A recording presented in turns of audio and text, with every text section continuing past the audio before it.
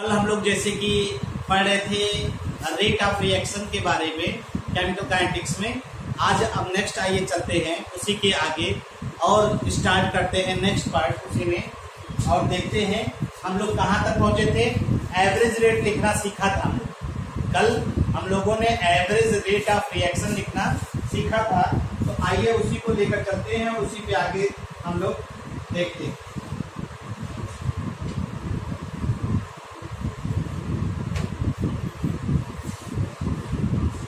कल हमने बताया था आर एवरेज बराबर क्या लिखना बताया था, plus minus delta C upon delta T. Delta C का हमने बताया था change in concentration, change in concentration upon change in time, change in time. इसको आप ऑब्जर्व कर, इसको आप यहाँ पे ऑब्जर्व कर रहे थे। आप यहाँ तक हो गया। प्लस और माइनस का मतलब प्लस किसके लिए है, प्लस साइन फॉर प्रोडक्ट हो गया और माइनस साइन जो था वो फॉर रिएक्टेंट के लिए हमने लिया था। माइनस साइन फॉर रिएक्टेंट के लिए हमने यहाँ पे यूज किया था। आपने इस चीज को ऑब्जर्व भी किया था और इस चीज को देखा भी था। अब आगे आइए उसी में चलते हैं हम लोग नेक्स्ट पार्ट और नेक्स्ट देखते हैं। तो ये तो एवरेज था। अगर इंस्टेंटेनियस रेट लिखना हो, ठीक, तो आइए दूसरा रेट देखते हैं, instantaneous rate.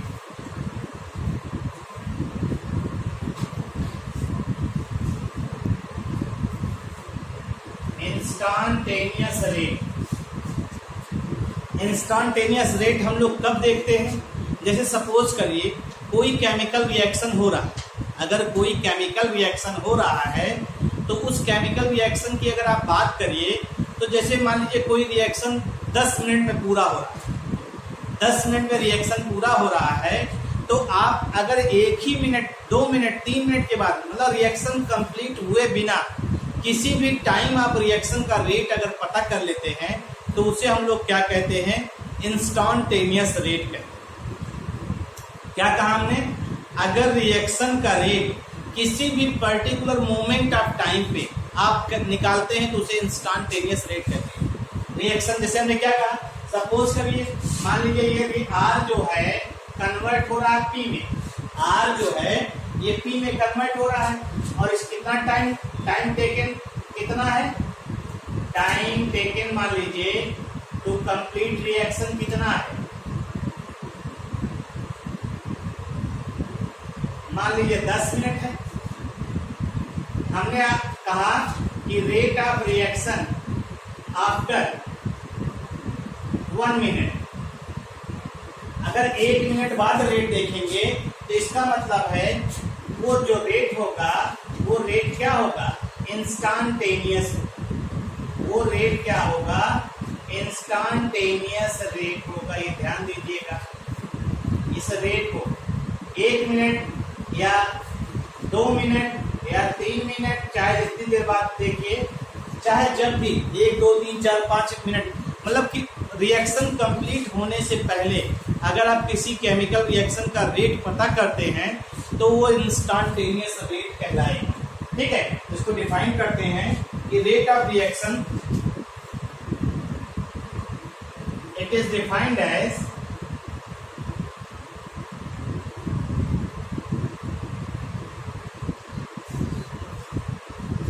rate of reaction at any instant, at any instant, किसी भी पर्टिकुलर मोमेंट ऑफ टाइम।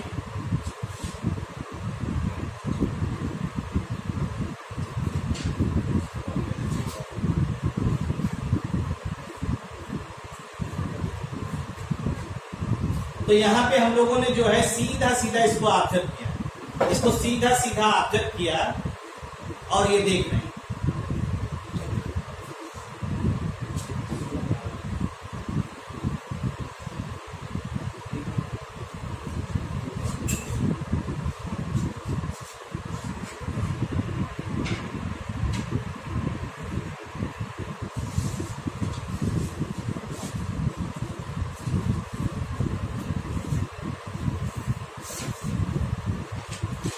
ठीक है भाई। जैसे हम लोग ऑब्जर्व करने चल रहे हैं, देखिए अगर हम लोग सपोज करिए यही रिएक्शन है आर कन्वर्ट हो रहा पी, तो अगर हम लोग इंस्टेंट में देखिए आर एवरेज आपने लिखा था ना, R average equal to plus minus delta C upon delta T, ऐसे लिखा था ना।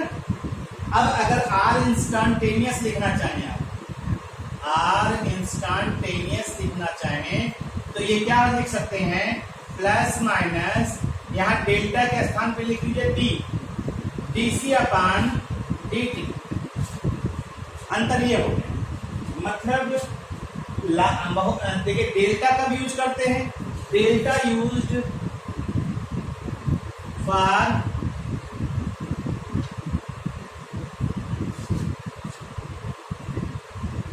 मोर चेंज इन कंसंट्रेशन या लार्ज चेंज इन कंसंट्रेशन कह दीजिए, लार्ज चेंज इन कंसंट्रेशन। और डी टर्म कहाँ यूज करते हैं, used for small change in concentration. बहुत कम कंसंट्रेशन अगर चेंज होगा तो हम लोग क्या यूज कर रहे हैं, डी टर्म यूज कर रहे हैं। और बहुत ज्यादा कंसंट्रेशन कम अगर यूज कर रहे हैं, बहुत ज्यादा अगर कंसंट्रेशन में चेंज हो रहा है तो वहां पे हम लोग क्या यूज कर रहे हैं, डेल्टा यूज कर रहे हैं। ये ध्यान दीजिएगा, आप इस चीज को इस तरह से ऑब्जर्व कर सकते हैं।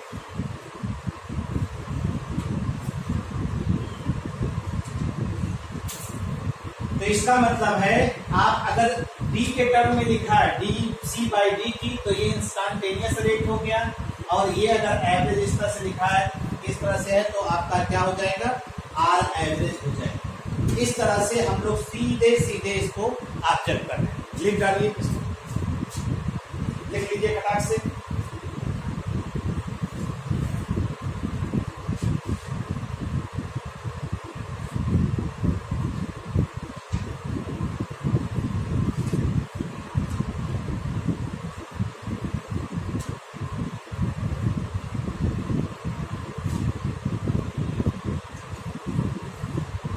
अगर हम जो है इसी में आपको दिखाएं, एक ग्राफ दिखाएं, अगर हम कंसंट्रेशन और टाइम के बीच में एक ग्राफ दिखाएं, कंसंट्रेशन और टाइम के बीच में एक ग्राफ दिखाएं, तो आपको मालूम है रिएक्टेंट का कंसंट्रेशन बहुत ज्यादा होता है। T बराबर 0 अगर लेते हैं तो रिएक्टेंट का कंसंट्रेशन बहुत ज्यादा होता है और धीरे धीरे कंसंट्रेशन इस तरह से घटता है, धीरे धीरे कंसंट्रेशन इस तरह से घटता। जैसे देखिए मैंने क्या कहा, ये चीज है, अगर इसको आप थोड़ा सा इस तरह से लें तो आपने क्या कहा, ये आपका कंसंट्रेशन घटता। ठीक, तो अगर आप इसी से इंस्टेंटेनियस रेट निकालना चाहें तो यहाँ पे क्या हो रहा, टाइम जैसे जैसे बढ़ रहा है कंसंट्रेशन रिएक्टेंट का घट रहा। ये रिएक्टेंट के लिए है, देख रहे हैं, रिएक्टेंट का कंसंट्रेशन घट रहा है। अगर इस चीज को हम लोग ऑब्जर्व कर लें तो रिएक्टेंट का कंसंट्रेशन यहाँ पे क्या हो रहा है, घट रहा।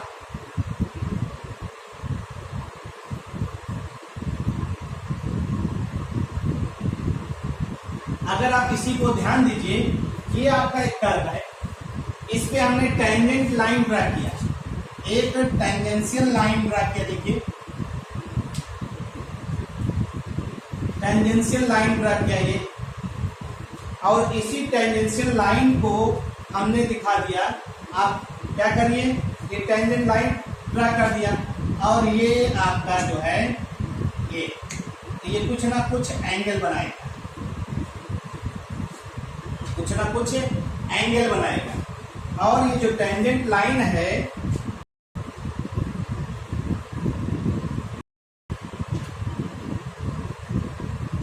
जो टेंजेंशियल लाइन का जो आपका स्लोप होगा वो क्या कहलाएगा, इंस्टेंटेनियस रेट कहलाएगा।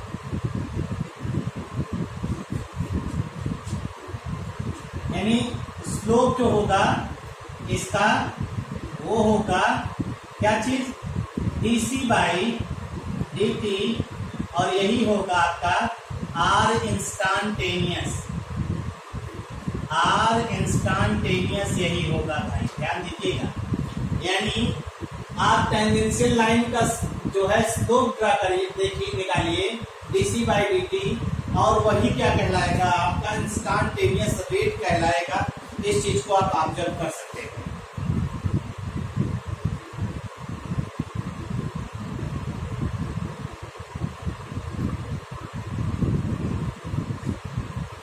ठीक है, और ये किसके लिए है? ये रिएक्टेंट के लिए है भाई, ये ध्यान दीजिएगा। इसको आप राइट डाउन कर लीजिए। इतना जो स्लोप होगा, अगर ये मान लीजिए y एक्सिस है, ये x एक्सिस है, तो dy अपान dx ये क्या हो जाएगा? इसका स्लोप हो जाएगा, और स्लोप जो होगा r इंस्टांटेनियस होगा इसका।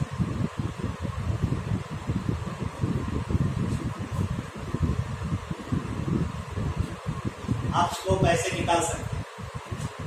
तो ये y एक्सिस हो गया और ये x एक्सिस हो गया। इस तरह से आप इसका कैलकुलेट कर सकते हैं। ये तमाम चीजें हैं जो इंस्टांटेनियस रेट निकाल सकते हैं। देखिए, जैसे हम एक क्वेश्चन ले रहे हैं, ग्राफ दिया गया, एक ग्राफ दिया गया है कंसंट्रेशन और टाइम के बीच में, कंसंट्रेशन और टाइम के बीच में एक ग्राफ दिया गया है। ठीक, और ग्राफ में कुछ चीजें देखिए ऐसे आई हुई हैं। यहाँ से चलना शुरू किया, ये इस तरह से, और ये आपका जो है ग्राफ जो बन रहा है ये हो गया, एक इस पे दिया गया है,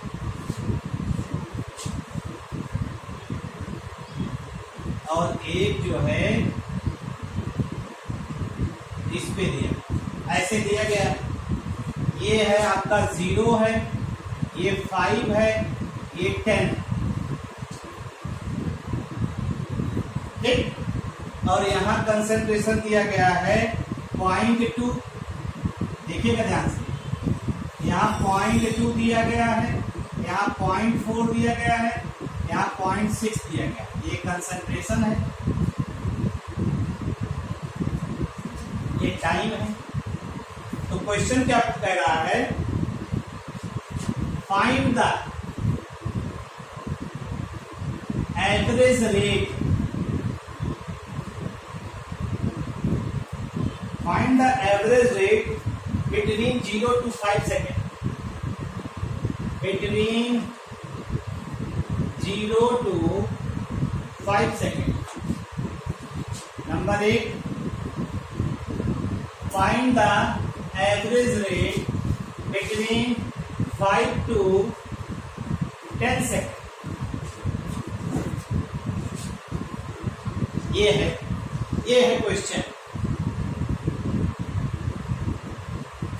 ये आपको क्वेश्चन दिया गया, आपको इसका रेट निकालना है, और रेट में निकालने के लिए क्वेश्चन दिया गया है कंसंट्रेशन वर्सेस टाइम, यानी ये रिएक्टेंट हो गया, क्योंकि कंसंट्रेशन घट रहा है टाइम के विद रिस्पेक्ट, तो इसका मतलब कंसंट्रेशन और टाइम के बीच में ये ग्राफ हो गया है। और इस ग्राफ में आप देख रहे हैं हमें टाइम दिया है 0, 5 और 10, यानी जब 0 है तो वो रिएक्टेंट का इनिशियल कंसंट्रेशन है। रिएक्टेंट का क्या है? वह इनिशियल कंसंट्रेशन है। अगर आप उसको ध्यान दीजिए तो इनिशियल कंसंट्रेशन है, और 5 फिर आफ्टर टाइम t हो गया, फिर धीरे धीरे टाइम बढ़ रहा है। कंसंट्रेशन देखिए, एक कंसंट्रेशन ये है, एक कंसंट्रेशन ये है। जब टाइम जो है 0 है तो आपका 0.6 है, टाइम जब 5 सेकेंड हुआ तो कंसंट्रेशन कितना हुआ? 0.5 हो गया, और जब टाइम जो है 10 सेकेंड होगा तो कंसंट्रेशन कितना हुआ? 0.2। तो ये पूछ रहा है एवरेज रेट बिटवीन 0 to 5। यार देखिए, यानी आर एवरेज निकालने का कह रहा, कब? 0 to 5 के बीच में निकालने का कह रहा है। अगर 0 to 5 तो देखिए क्या होता फार्मूला, फार्मूला हिट होता है C2 माइनस C1 अपान T2 माइनस T1, हिट होता है भाई। अब बताइए T1 कौन सा होगा? T1 ये है, T1 तो आपका ये है, T2 ये है, और C2 कौन होगा इसमें? C2 C2 इसमें कौन होगा भाई? अगर T1 ये है, T2 ये है, तो C2 कौन होगा? अरे भाई ये वाला T2 होगा ना, ये तो ये 0 है ना, इसका मतलब है आपका वैल्यू जो आएगा 0.4 माइनस 0.6 और ब्रैकेट के बाद, क्योंकि रिएक्टेंट है तो ब्रैकेट के बाद क्या आएगा? माइनस अपान 5 माइनस 0 हो जाएगा ना। अब ये वैल्यू कितनी आ जाएगी? माइनस माइनस हो जाएगा क्या? प्लस, ये माइनस हो जाएगा, ये प्लस हो जाएगा, 0.2 अपान 5 हो गया। यानी ये वैल्यू कितनी आ जाएगी? पॉइंट लगा दीजिए ना, 0 कितना आ जाएगा? 4, 0.04।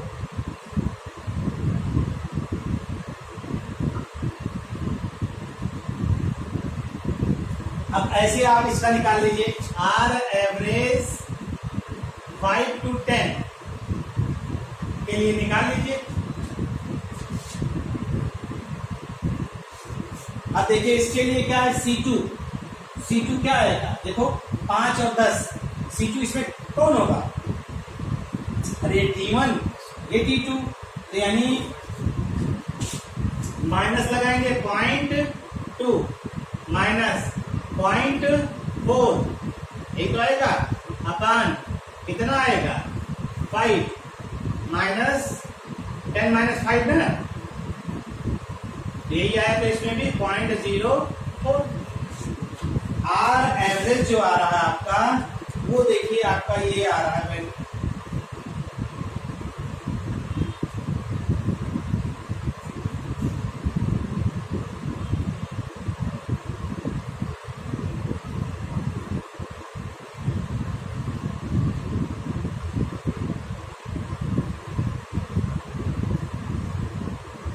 इस तरह से सीधे सीधे आप निकाल सकते हैं इसको, ये वैल्यू आपकी आ गई, निकल जाएगा ना भाई। तो आपने इस तरह से ग्राफ दिया गया है, उसमें निकालना है, तो कैलकुलेशन बहुत इत्मीनान से करिए, कोई बहुत हड़बड़ाने की जरूरत नहीं। ऐसा नहीं कि कोई कैलकुलेशन इस तरह से आ रहा है कि आपको परेशान करे। आपका कैलकुलेशन जो है बहुत आसान रहता है, बस थोड़ा सा आपको ध्यान देने की जरूरत है। जितना आसानी से आप ध्यान देंगे उतनी आसानी से चीजें आपके फेवरेबल हो जाएंगी और आपको कोई भी दिक्कत करने की जरूरत नहीं होगी। लेकिन आपको थोड़ा सा इन्वॉल्वमेंट दिखाना पड़ेगा, तभी इस तरह के क्वेश्चन को आप सॉल्व कर सकते हैं। Disappearance and appearance, rate of disappearance and appearance, rate of disappearance and appearance की बात हम लोग करने चल रहे हैं। तो डिसअपीयरेंस किसकी बात करेंगे और अपीयरेंस किसकी बात करेंगे, ये पहले आपको समझना। इसको समझने के लिए बेसिक चीज है, हम एक जनरल रिएक्शन लेते हैं, रिएक्टेंट कन्वर्ट होता है प्रोडक्ट में। हम एक साइड में इसको लिखते हैं जिससे हम दोनों साइड को इस्तेमाल कर सकें, ठीक। तो हम एक जनरल रिएक्शन लेते हैं। Let us consider a general reaction. Let us consider a general reaction. एक जनरल रिएक्शन लेकर के इसको समझाने का प्रयास करें।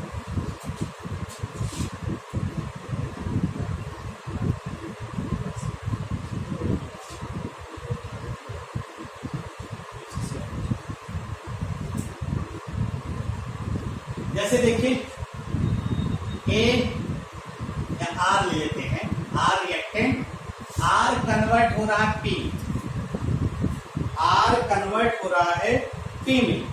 ये रिएक्टेंट है तो मालूम ही है, और ये क्या है? प्रोडक्ट है ना। और आपको मालूम है जब p बराबर 0 होता है तो ये हमेशा क्या होता है? 100% p बराबर 0 होता है तो ये 100% होता है। और जब आप टाइम जो है, और ये हमेशा 0 होता है, जैसे जैसे समय बीतता है आफ्टर टाइम टी, इसका कंसंट्रेशन घटता है और इसका कंसंट्रेशन क्या होता है, बढ़ता है। तो हम लोग जब भी डिसअपियरेंस की बात करेंगे किसके लिए होगा, डिसअपियरेंस हमेशा रिएक्टेंट के लिए होगा।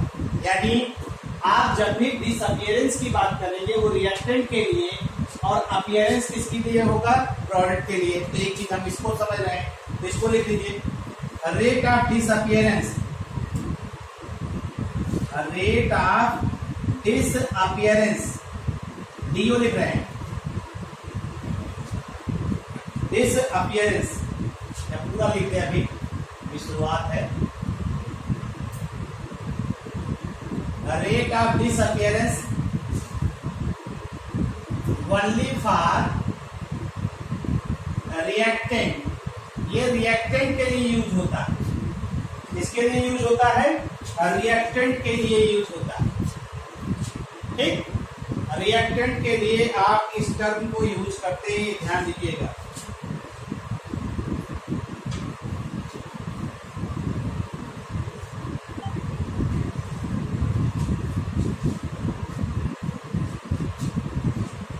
क्यों, क्योंकि यहां पे reactant, because reactant consume, reactant कैसे होते हैं, कंज्यूम्ड होते हैं। रिएक्टेंट हमेशा कंज्यूम होते हैं, ये ध्यान दीजिएगा। ठीक, और अगर हम इसी को लिखना चाहें तो रेट ऑफ डिसअपियरेंस, ROD लिख रहे हैं भाई, ठीक है। Rate of disappearance is equal to change in concentration of reactant, यही तो पढ़ा था अभी, upon time taking, upon time taking, change in concentration of reactant upon time taking. चूंकि यहाँ पे कंसंट्रेशन क्या हो रहा है, घट रहा है, इसलिए यहाँ पे निगेटिव साइन लगा देते, बस ये ध्यान रखिए। कंसंट्रेशन घट रहा है इसलिए निगेटिव साइन लगा देंगे और ये हो जाएगा। और अगर ऐसे ही रेट ऑफ अपीयरेंस लिखना चाहें, रेट ऑफ अपीयरेंस, अपीयरेंस किसके लिए होता है, ये देखिए, माइनस की जगह प्लस हो जाएगा। Change in concentration of product, और यहां प्लस साइन लगा दिया, प्लस क्या हो रहा है, बढ़ रहा है, अपॉन टाइम टेकिंग, ये लिख दिया हम लोगों ने। तो डिसअपियरेंस इज इक्वल टू क्या होगा, जितना ये डिसअपियर होगा उतना अपीयर होगा। तो rate of disappearance is equal to the rate of appearance, rate of disappearance of reactant is equal to the rate of appearance of product. ये सीधा सीधा आपको ध्यान रखना है, ठीक है। ये अभी आपने पढ़ा तो आपको लग रहा होगा आप फिर वही चीज क्यों पढ़ रहे हैं, क्योंकि अब हम लोग कोफिशिएंट लेकर बताने के चक्कर में पड़े, ठीक है। इसको कोफिशिएंट लेकर के बताने के चक्कर में पड़े हैं कि जब भी कोई रिएक्शन कोफिशिएंट के टर्म में दिया जाता है तब कैसे आप लिखते हैं। तो अभी तो फिलहाल disappearance is equal to the appearance होगा, जितना यहाँ डिसअपियर होगा उतना ही अपीयर होगा। तो हम एक जनरल रिएक्शन लेकर के आपको बताने का प्रयास करते हैं, आइए देखते हैं।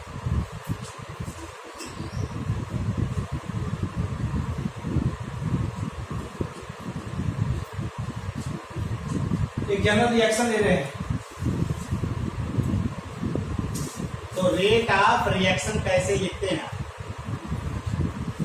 चाहे प्रोडक्ट की बात हो चाहे रिएक्टेंट की बात हो, आप ऐसे लिखते हैं। तो it is always defined, it is always defined for reactant product, दोनों के लिए डिफाइन कर सकते हैं, क्योंकि जितना ये घटेगा उतना ये अपीयर होगा, ठीक। It is defined, always defined for product and reactant and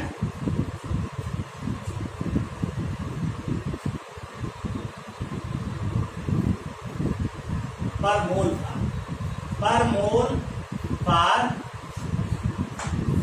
mole for reactant and product. ठीक है भाई।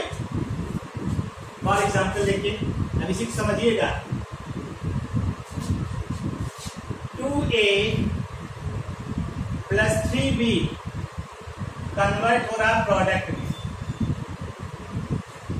2a प्लस 3b ये कन्वर्ट हो रहा प्रोडक्ट में। अब आप इसका देखिए, rate of disappearance of A लिखना चाहते हैं। देखिए, rate of disappearance of A अगर लिखेंगे तो क्या आएगा, minus D A by D T, minus D A by D T, यही तो आ रहा है। अगर D A by D T आ रहा है तो आप इसके लिए देखिए क्या लिख रहे हैं, फॉर 2 मोल ऑफ ए, यहां 2 मोल है ना भाई, रिएक्टेंट कई मोल लिया गया, for 2 mole of A rate of disappearance of A is equal to minus D A by D T. 2 mole के लिए कितना है, 1 minus D A by D T. तो आज यहाँ पे 2 मोल के लिए ये है, तो 1 मोल के लिए, क्योंकि पर मोल आपको रेट लिखना है ना, पर मोल के लिए लिखना है, ये ध्यान दीजिएगा। यहाँ पे रेट पर मोल के लिए लिखना है, तो for 1 mole of A rate of disappearance, rate of reaction हो जाएगा।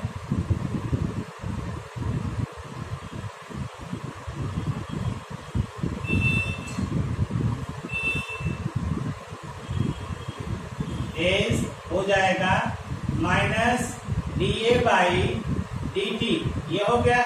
और इसी में आप हाफ मोल लिख देंगे। अरे भाई 2 मोल के लिए 1 आ रहा है, तो 1 मोल के लिए क्या हो जाएगा, आधा हो जाएगा, ये आपका हो जाएगा। सीधे सीधे आप इसको लिख सकते, ऐसे लिख सकते। थोड़ा समझिए इसको। हम लोग जो रेट ऑफ डिसअपियरेंस ऑफ ए लिख रहे हैं, ये है minus D A by D T. तो ये कितने के लिए, 2 मोल के लिए, 1 मोल के लिए, पर मोल हमें निकालना है। हमें कितने के लिए निकालना है, पर मोल के लिए निकालना है। तो इस हिसाब से हमको इसको क्या करना पड़ेगा, जो कोफिशिएंट है उससे डिवाइड करना पड़ेगा। और similarly for 3 mole of B rate of disappearance of B is कितना हो जाएगा, minus D B by D T, minus D B by D T. तो फॉर 1 मोल ऑफ बी क्या हो जाएगा, 1/3 D B by D T, D B by D T. और ये क्या हो जाएगा, ये माइनस में साइन 1/3 हो जाएगा।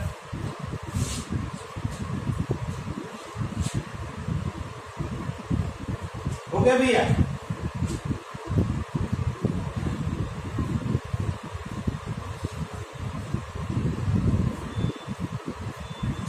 सिमिलरली फॉर प्रोडक्ट के लिए देखिए, सिमिलरली फॉर प्रोडक्ट के लिए अगर आप देखेंगे तो क्या आएगा, सिमिलरली अगर प्रोडक्ट को देखिए तो आपके आ जाएगा क्या चीज। अब ऐसे डायरेक्ट लिख दे रहे हैं, क्या दिया गया है, प्रोडक्ट को कुछ नहीं दिया गया, प्रोडक्ट को लेना पड़ेगा। तब 4C कुछ ले लेते हैं, ठीक है, 4C ले लेते हैं, 4C ले लेते हैं, 4C। हम प्रोडक्ट को कुछ ले लेते हैं अपनी तरफ से, हमने 4C ले लिया। तो सिमिलरली फॉर प्रोडक्ट के लिए क्या हो जाएगा, रेट ऑफ अपीयरेंस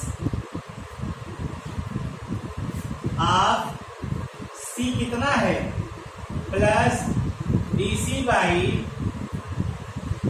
dt। तो फॉर 4 मोल ऑफ C कितना हो जाएगा, DC बाई dt। तो फॉर 1 मोल C क्या हो जाएगा, 1/4 DC बाई dt। ये हो जाएगा, ये वैल्यू हो जाएगी।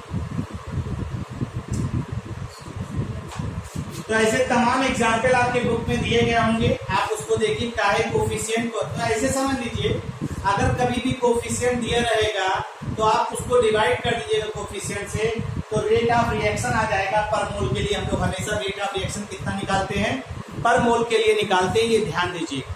आपको कोफिशिएंट से डिवाइड करना है, तो इसका मतलब है रिएक्शन अगर लिखना हो तो देखिए rate of reaction is equal to क्या आएगा, ध्यान दीजिएगा। तो हम डायरेक्ट देख के लिख रहे हैं, आपको बता ही दिया है, -1/2 dA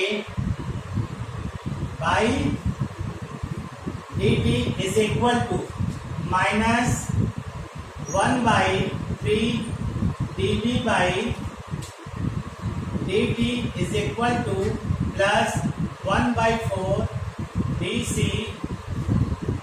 by dt। ये आपका रेट ऑफ रिएक्शन हो गया, और इसकी सहायता से आप रेट ऑफ रिएक्शन आप लिख सकते हैं। कोई बहुत बड़ी बात आपको इसमें नहीं दिखाई देना चाहिए। अगर आपको लग रहा है तो इसका मतलब है कहीं ना कहीं आपको कुछ परेशानी है।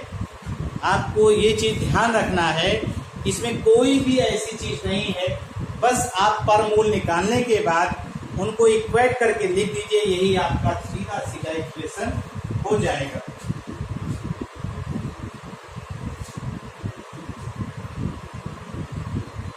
यानी अगर इसी से हम लोग पॉइंट करके लिख देगा 2 पॉइंट, तो अगर स्टैच्यूमेट्रिक कोफिशिएंट करके लिखते हैं तो वो रेट ऑफ रिएक्शन पर मोल हो जाएगा ना।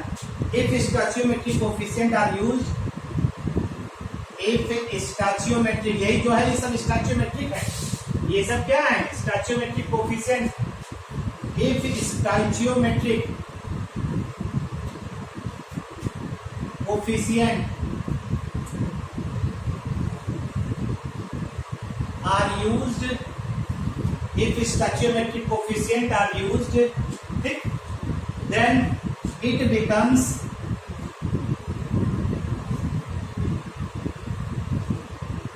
a rate of reaction per mole। अंतर देखिए रेट ऑफ डिसअपियरेंस और अपीयरेंस। अगर स्टैच्यूमेट्रिक कोफिशिएंट से डिवाइड कर दिया तो रेट ऑफ रिएक्शन पर मोल आ जाता है, तब आप उसे डिसअपियरेंस और अपीयरेंस नहीं लिखेंगे। लेकिन अगर स्टैच्यूमेट्री देखिए रेट ऑफ डिसअपियरेंस आप ए लिखा है, अब इसको अगर ऐसे लिख रहे हैं पर 2 मोल गया, लेकिन अगर रेट ऑफ रिएक्शन लिख रहे हैं, ठीक है। If stoichiometric coefficient are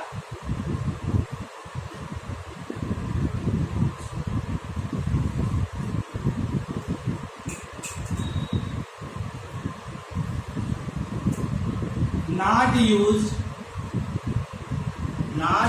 then it becomes, then it may be either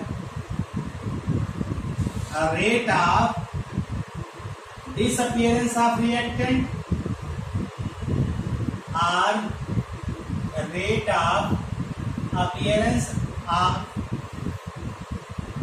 product. मतलब अगर स्टैच्यूमेट्रिक कोफिशिएंट आप यूज नहीं कर रहे हैं तो आप उसे लिखेंगे रिएक्टेंट का डिसअपियरेंस या प्रोडक्ट का अपीयरेंस। ये ध्यान दीजिएगा, अगर रेट ऑफ रिएक्शन को डिफाइन करें तो रेट ऑफ रिएक्शन को हम लोग क्या करते हैं, रेट ऑफ रिएक्शन को आप रेट ऑफ डिसअपियरेंस या रेट ऑफ अपीयरेंस को आप पर मोल लिख दीजिए तो ही रेट ऑफ रिएक्शन हो जाएगा। यानी rate of reaction it may be defined as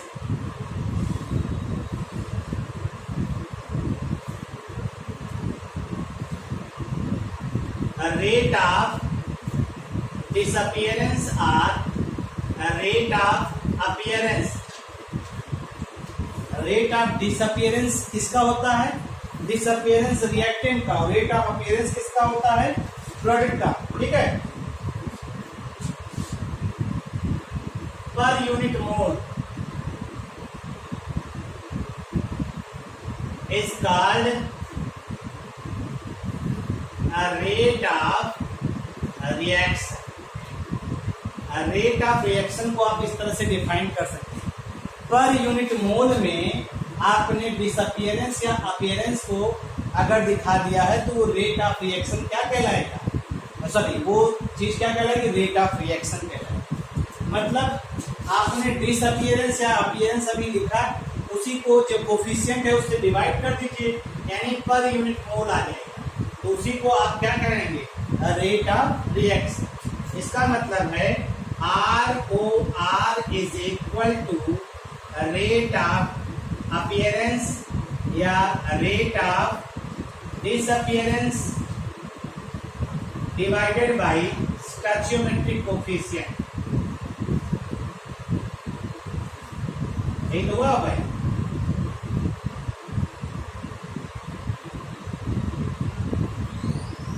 जो स्टोइचियोमेट्रिक कोफिशिएंट है उसी को से आप डिवाइड कर दीजिए तो आपका जो है ये वैल्यू आ